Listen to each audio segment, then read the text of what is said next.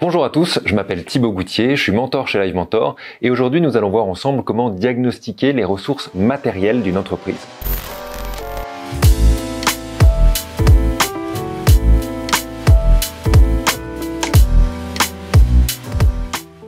Dans un diagnostic interne d'entreprise, on regarde deux choses. On regarde d'un côté les ressources matérielles et d'un autre côté les ressources immatérielles.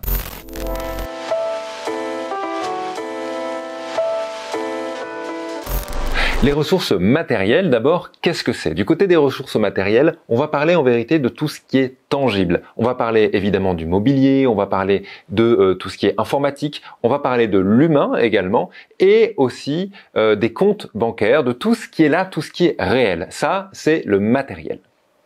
Et de l'autre côté, vous l'avez entendu tout à l'heure, on parle donc de l'immatériel. L'immatériel, qu'est-ce que c'est? Ça va être le processus, ça va être le savoir-faire, ça va être tout ce qui n'est pas palpable, mais qui correspond quand même à l'image de la société, à ce que vous faites. Ça peut être donc tout ce qui est brevet, tout ce qui est technologique, tout ce qui est lié donc, vous l'avez compris, à vos connaissances. Ça aussi, ça se chiffre. Mais pour le moment, pour cette vidéo, et vous allez pouvoir trouver une autre vidéo un peu plus tard sur la chaîne sur tout ce qui est immatériel, sur cette vidéo-là aujourd'hui, on se spécialise sur la question du matériel, du tangible.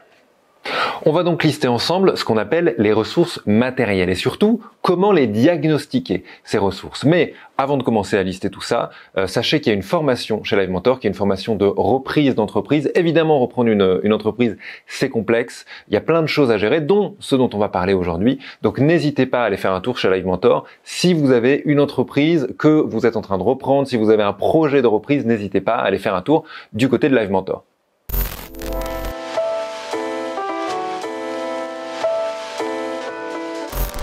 La première ressource matérielle qu'on va regarder ensemble, c'est l'humain, c'est les ressources humaines. C'est évidemment quelque chose qui peut être assez compliqué à chiffrer, tout simplement parce que déjà il y a des grosses sociétés avec parfois plusieurs centaines d'employés.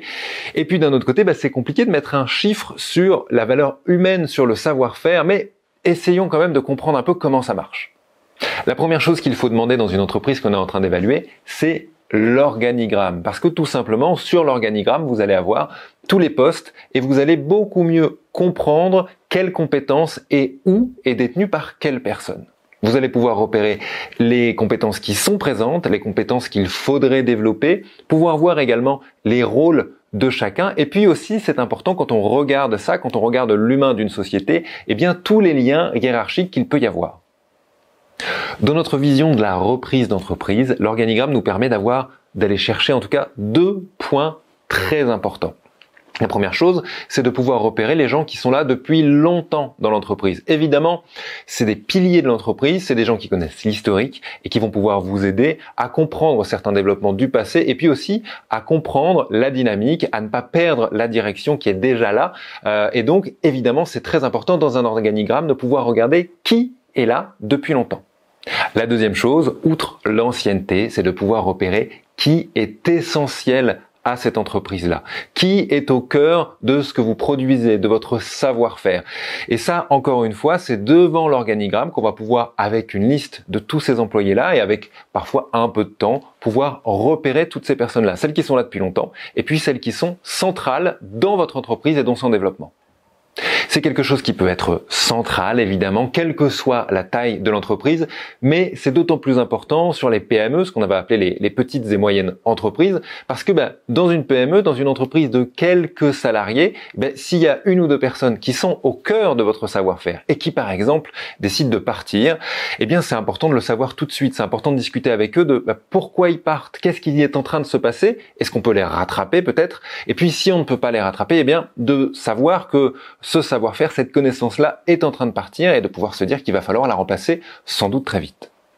À ce point déjà, si vous avez fait ce travail sur l'organigramme, vous avez beaucoup avancé pour ce qui est de l'identification de l'humain important dans une société. Mais il ne faudrait pas oublier le cédant, celui qui vous vend la société et qui, sans doute, ne sera plus là après. Et ça, il faut se poser quelques questions sur ce rôle-là. La première question à se poser, c'est quelles sont les tâches qui lui étaient attribuées à lui-même? Qu'est-ce qu'il était en train de faire dans la société? Est-ce que c'était juste une tâche de direction ou est-ce qu'il y avait des choses tangibles qu'il mettait en place. Et dans ce cas, si la personne part, est-ce que vous allez reprendre ces tâches-là? C'est vraiment quelque chose à se poser comme question.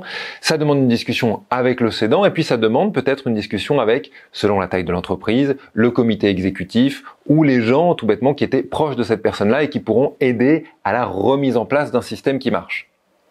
Et puis évidemment, quand on parle de cette remise en place de ce nouveau système, n'oubliez pas, si la personne part avec un savoir-faire que vous n'avez pas, ce n'est pas très grave, ce n'est pas catastrophique, mais c'est important de le voir, c'est important de le savoir et de pouvoir tout de suite se mettre à la recherche d'une solution de remplacement. Est-ce qu'on va prendre quelqu'un de l'extérieur pour venir à ce poste-là, pour venir compléter ses tâches, ou est-ce que, pourquoi pas, on va promouvoir quelqu'un dans cette société-là à un poste où il pourra justement prendre la place de celui qui part, du cédant. Pourquoi pas, tout est envisageable, mais c'est très important de percevoir les endroits où il peut y avoir des trous pour la mise en fonctionnement, en tout cas pour la continuité du fonctionnement.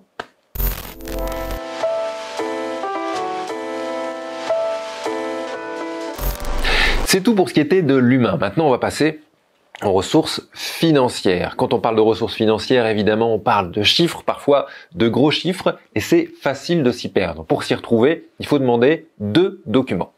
D'abord, le bilan de l'entreprise. Ce bilan-là, il représente les produits et les charges de votre entreprise sur une période donnée. Et la deuxième chose, c'est le compte de résultat, c'est la situation patrimoniale de l'entreprise, ce qu'elle possède versus ce qu'elle doit. D'abord, commençons par le bilan de l'entreprise. Ce qui est le plus intéressant et le plus important dans le bilan de l'entreprise, c'est ce qu'on va appeler la trésorerie, c'est-à-dire l'argent qui est possédé par cette entreprise-là. Ce qu'il faut regarder, c'est d'abord si cet argent, il est suffisant, si cette trésorerie, elle est suffisante pour faire de l'investissement. Ça, c'est la première chose, parce qu'évidemment, quand on récupère une société, on regarde tout de suite déjà si on va pouvoir investir, si on va pouvoir la développer, ou au contraire, si on va rentrer plutôt dans une phase où il va falloir être stable, où il va falloir consolider certains acquis de la société. La seconde chose, avec cette trésorerie-là, c'est qu'elle va nous permettre de savoir si on a assez pour payer tout ce qui est fournisseur. Évidemment, quand on achète une société qui est saine, normalement, il n'y a aucun souci. Mais aussi, il peut arriver qu'on achète certaines sociétés justement parce qu'elles sont dans un moment difficile et que donc, il y a une nécessité, un besoin ou une envie de céder la société. Du coup, pourquoi pas, ça peut être un coup intéressant à faire, mais dans ce cas, ça demande derrière de bien identifier la trésorerie et est-ce qu'il va y avoir assez pour payer ou pas les fournisseurs, et sinon, qu'est-ce qu'on fait? Qu'est-ce qu'on vient créer à cet endroit-là? Peut-être en emprunt, peut-être d'autres manières pour venir rembourser ou en tout cas finir de payer les fournisseurs. Sur la trésorerie, gardez bien en tête que même une trésorerie très faible, ça ne veut pas dire que l'entreprise est perdue. Évidemment, ça dépend du business de l'entreprise, ça dépend de ce que vous faites. Il y a des entreprises qui marchent avec très peu de trésorerie et il y en a d'autres qui ont besoin de fonds de trésorerie très importants pour pouvoir payer les fournisseurs, pour pouvoir avancer certains achats. Donc ça dépend vraiment de ce que l'entreprise que vous rachetez fait. Qu'est-ce que c'est son fonds de commerce? Qu'est-ce que c'est son travail? Et donc, est-ce qu'il y a besoin d'avoir une grosse trésorerie ou pas? Par exemple, un site de e-commerce, c'est assez simple. Quand on vous achète quelque chose, vous avez derrière le produit en particulier, vous le renvoyez. C'est un transfert d'argent qui est très court. Il arrive chez vous, l'objet part, et puis vous avez peut-être une petite réserve d'objets, vous en rachetez, etc., une petite réserve de produits. Et donc, c'est quelque chose de très simple. Il n'y a pas besoin d'avoir une énorme trésorerie. D'un autre côté, dans un site, par exemple, de formation, comme peut l'être Live Mentor ou d'autres sites, il y a une formation qui est achetée et puis derrière, ça veut dire qu'il va falloir payer peut-être les locaux sur un long terme parce qu'une formation c'est plusieurs semaines, les locaux sur du long terme, il va falloir payer les formations à tourner, les mises à jour, etc. Donc c'est des produits qui sont beaucoup plus complexes, c'est des produits qui peuvent demander de l'investissement, qui peuvent demander du temps et du paiement très échelonné, très étalé. Et donc là, évidemment, il va falloir une plus grande trésorerie pour pouvoir assimiler ça et pour pouvoir se développer sans aucun souci dans le temps. Dans ce moment de bilan de l'entreprise, c'est aussi très important de regarder les stocks. Si vous êtes dans un type de société qui a des stocks, évidemment. Mais si vous avez des stocks, ça demande plusieurs choses. D'abord, est-ce qu'il y a assez de stocks pour effectuer une rotation? C'est-à-dire ce qu'on disait tout à l'heure, quand on vous achète quelque chose, vous le renvoyez. Est-ce qu'il y en a assez pour que la personne d'après, lorsqu'elle va venir vous acheter, il y en a encore un peu en réserve. Donc ça, c'est une première chose à regarder. Est-ce qu'il y en a assez pour assurer une rotation? La deuxième chose, c'est que, et ça on a tendance à l'oublier, on peut aussi avoir acheté une société qui est peut-être dans l'alimentaire, et dans ce cas, il y a un stock qui, au bout d'un moment, sera périssable. Et donc, ça demande de regarder regarder, eh bien, le stock qu'on a derrière, quand est-ce qu'il arrive à la date de fin? Est-ce qu'il va falloir le remplacer en grande partie ou pas? Et ça peut être un vrai trou dans la trésorerie si vous prenez une société et si d'un seul coup, il y a 90% du stock qu'il faut changer parce qu'il arrive à sa date limite. Donc c'est quelque chose à percevoir dès le début. Pour finir sur les stocks, quel que soit votre type de stock, que ce soit de la nourriture, de l'alimentaire, que ce soit quelque chose où il y a besoin de rotation d'un grand chiffre ou pas, regardez ce qu'il y a en réserve. Encore une fois, prenez source, prenez conseil auprès de l'humain qui est déjà dans la société. Normalement, il devrait y avoir combien pour avoir une rotation propre? Il devrait y avoir combien en réserve? Voilà, comme ça, assez rapidement, vous allez savoir s'il y a un petit endroit où il va falloir investir dans les stocks. Dans le bilan de l'entreprise, vous allez également aussi trouver les dettes exceptionnelles. Les dettes exceptionnelles, c'est par exemple les litiges ou c'est des dettes qu'il peut y avoir par exemple par rapport aux impôts. Donc ça, c'est dans ce papier-là du bilan. Donc n'hésitez pas évidemment à regarder, à aller chercher. Le plus souvent, on touche du bois, il n'y en a pas, mais n'hésitez pas à aller regarder, à aller les rechercher, ne serait-ce que pour se rassurer.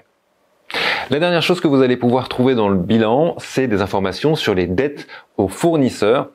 Et pour se couvrir de ça, nous on vous propose deux choses quand vous rachetez la société, c'est d'avoir une clause pour la garantie des actifs et une clause pour la garantie des passifs. Sans rentrer dans le détail, ces clauses vont vous protéger, vous, en tant qu'acquéreur, mais aussi le vendeur, pour tous les litiges qu'il peut y avoir par rapport justement aux dettes fournisseurs, aux évolutions qu'il peut y avoir des dettes dans le temps. Donc prenez le temps de regarder ça dans les détails, ces deux clauses-là à faire valider, à faire ajouter à votre contrat d'achat lorsque vous êtes en train d'acheter une société. Comme on le disait, le deuxième document à regarder, c'est ce qu'on va appeler le compte de résultat. Et encore une fois, on va lister les choses importantes à aller chercher dans ce document. D'abord, vous trouverez l'activité de cette entreprise-là sur les 5 dernières années. Donc évidemment, c'est super important d'aller prendre ça comme information. Est-ce qu'on est plutôt dans une phase montante, dans une phase descendante? Est-ce qu'on est plutôt dans un moment de stagnation? Ça vous donne vraiment une idée de comment se porte l'entreprise sur les 5 dernières années et de comment donc elle pourrait éventuellement se porter sur les temps qui vont venir là dans pas longtemps.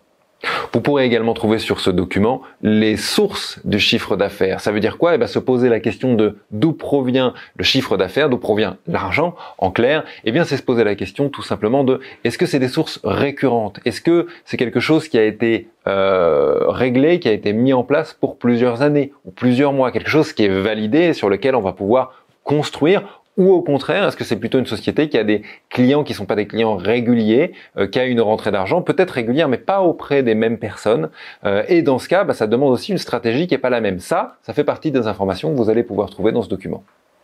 Dans ce document, vous allez également trouver tout ce qui est charges, les charges fixes et les charges variables d'une entreprise. Évidemment, les charges fixes, on voit bien ce que c'est, les charges fixes classiques, le loyer, le parc automobile s'il y en a un, etc. Tout ce qui est là, présent et qui sera là le mois d'après ou l'année d'après, sans doute.